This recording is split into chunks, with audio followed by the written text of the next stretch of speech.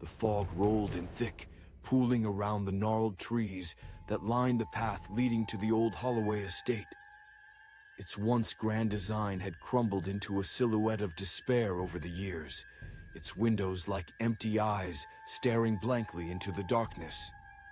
Locals spoke in hushed tones of the last family that had lived there, their lives consumed by madness. It was said that those who entered the estate often did not return, or if they did, they were never quite themselves again. Sarah had always been drawn to the eerie allure of the place. On an October evening, with the sun setting in a saturated orange sky, she finally resolved to uncover its secrets. Her heart raced as she approached the rotting front door, a shroud of dread wrapping around her like the mist.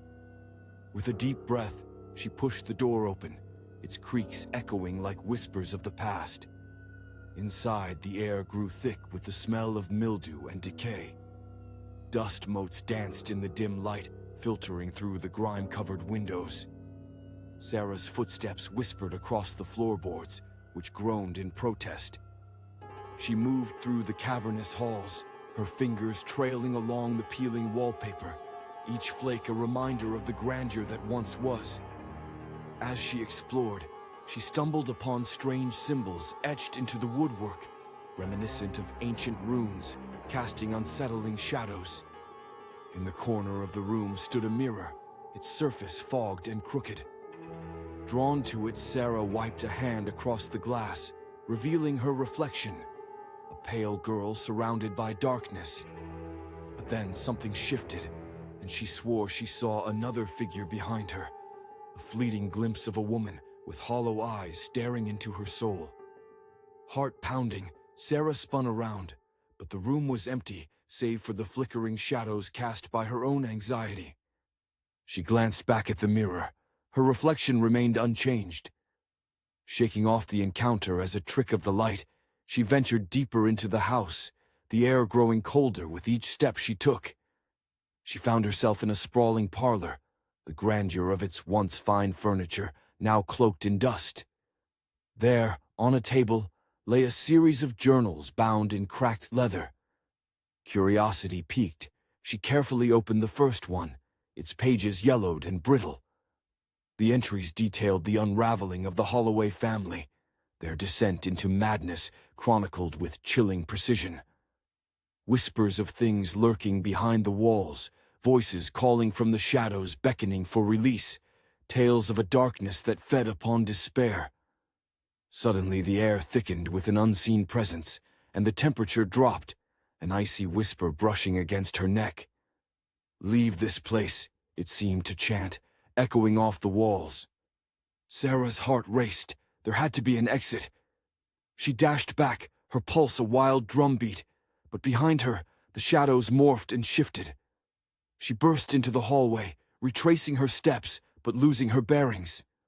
The house began to warp, the once familiar layout twisting like a labyrinth. Panic washed over her. The walls seemed to close in, sighing like a creature awakening from slumber.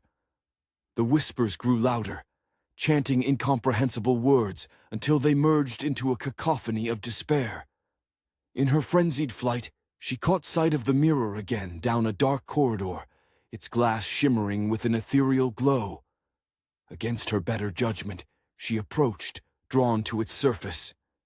This time, as she peered in, the other figure emerged fully, a gaunt woman, lips moving silently, her eyes wide with terror, pleading for help.